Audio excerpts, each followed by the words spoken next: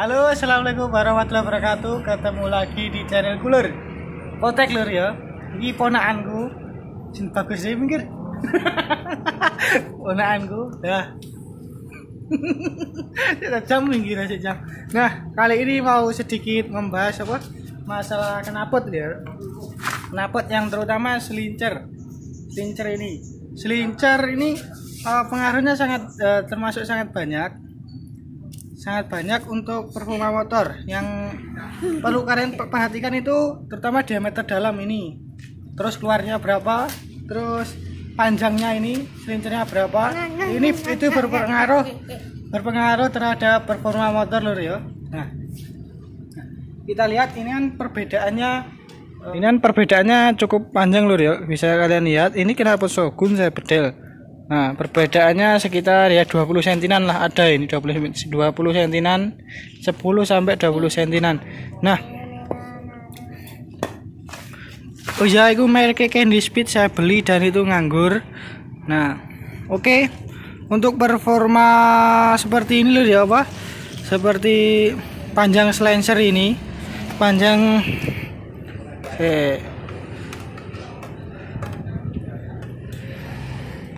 silencer ini berpengaruhnya seperti apa? Kalau knalpot yang model silencer panjang kayak punya aku Suzuki ini, dia bawahnya bertipikal lebih keras bawahnya, dan atasnya pun masih ada. Itu keunggulannya kalau silencer yang panjang seperti punya aku ini. Kalau untuk yang pendek itu biasanya untuk knalpot untuk tipe kompetisi loh ya, untuk kompetisi yang pendek-pendek seperti itu. Ada yang pendek model trompet, model apokat, itu banyak sekali.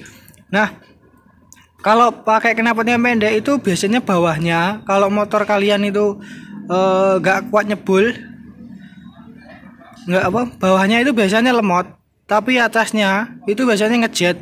Biasanya kayak gitu kalau untuk knalpot tipe pendek. Nah, tapi ada syaratnya. Kalau kalian pakai tipe pendek, kemampuan motor kalian harus besar, horsepowernya harus besar kayak gitu, harus besar. Jadi langkahnya itu harus tinggi kalau pakai knalpot yang pendek. Karena apa? Karena bawahnya itu lemot. Seperti itu kalau untuk silincer pendek kayak gitu loh ya. Nah, catatan kalau untuk menggunakan knalpot pendek dan diameter sarangannya itu besar, cc motor kan harus besar gitu loh ya. Jadi untuk RPM atasnya masih mampu nyebul gitu lur ya. Nah, untuk yang knalpot silincer panjang ini keunggulannya dia di bawahnya keras. Dia bawahnya keras. Seperti motor Mega Pro itu kan langkahnya pendek toh lur ya. Langkahnya pendek. Mesin Mega Pro kan langkahnya cuma 49,5 gitu kan. Nah, 49,5 itu dia tertolong oleh knalpotnya yang panjang Mega Pro. Seperti itu. Dan tipe motor seperti Moto3, seperti motor Moriwaki loh ya. Moriwaki atau speed itu pokoknya namanya Moriwaki. Itu knalpotnya panjang banget, bahkan lebih panjang dari Shogunku ini knalpotnya, dan besar gitu knalpotnya. Karena dia memakai mesin yang tipenya overbore. Dia langkah 49, sekernya 80, jadi ketemunya cc itu sekitar 250-an. Nah gitu. Nah, kenapa kok motor langkah pendek seperti Mega Pro itu knalpotnya rata-rata panjang. Nah, dan untuk motor untuk stroke yang panjang rata-rata knalpotnya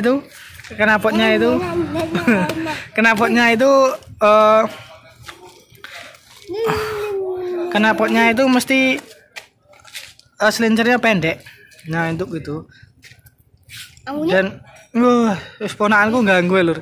Nah, untuk notice lur ya, untuk diperhatikan itu yaitu kalau kalian menggunakan silincer tipe yang pendek atau seperti racing kayak gini, yang kalian pastikan itu power mesin kalian itu kuat gak mampu menyebul silincer yang pendek itu. Nah, untuk kalau silincer yang panjang itu saya sarankan untuk dipakai di langkah yang kecil, langkah yang pendek, kayak standar Mega Pro ataupun ataupun Tiger itu masih bisa selanjutnya dibikin panjang ya gitu, karena itu mengejar power yang bawah agar atasnya itu tidak ngempos gitu lur. Jadi tenaganya masih ada untuk RPM atas. Nah kalau untuk silencer yang pendek ini memang dia bawahnya dia main RPM di RPM tinggi, jadi RPM-nya digas rut gitu dia baru ngisi. Kalau untuk kenapa silencer panjang itu rata-rata memang bawahnya memang enak, tapi semua tergantung dari mekanik yang mengolahnya lur. Karena saya pengalaman ketika pakai silencer yang pendek itu lur, yang racing itu bawahnya memang loyo tapi atasnya masih sanggup ngisi, masih ngisi. Nah itu, dan yang perlu diperhatikan adalah diameternya itu, diameter dalam itu ya harus kalian perhatikan. Kayak ini saya ukur, pernah saya ukur ini ukurannya 41 kalau enggak 44 ini dalamnya ini. Lah ini 50 ini. 50 sarangannya berapa ini? Kalau ini sarangannya mungkin lebih dari 45 ini. Sarangannya ini lebih dari 45. Nah itu, yang perlu kalian perhatikan ya ini.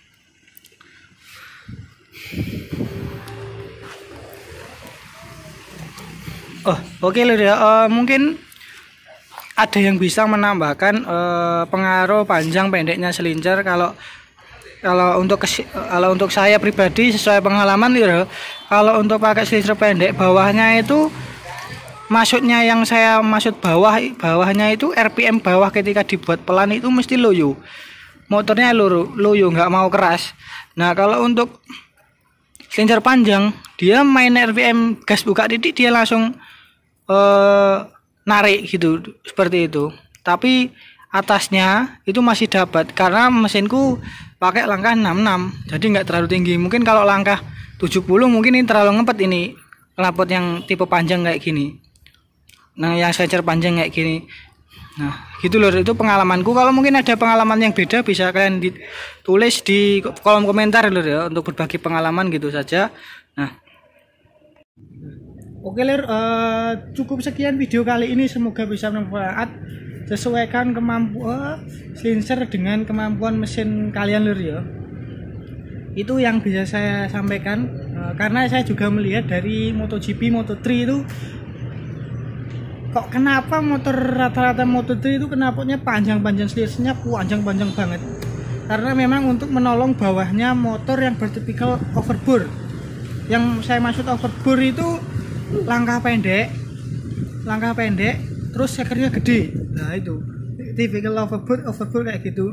Nah mungkin ada yang berbeda pendapat dengan saya, mungkin bisa dibahas di kolom komentar ya. Oke. Nah wassalamualaikum warahmatullahi wabarakatuh. Ojo lali di subscribe loh nek berkenan. Wassalamualaikum warahmatullahi wabarakatuh. Salam Sopotek. Bye.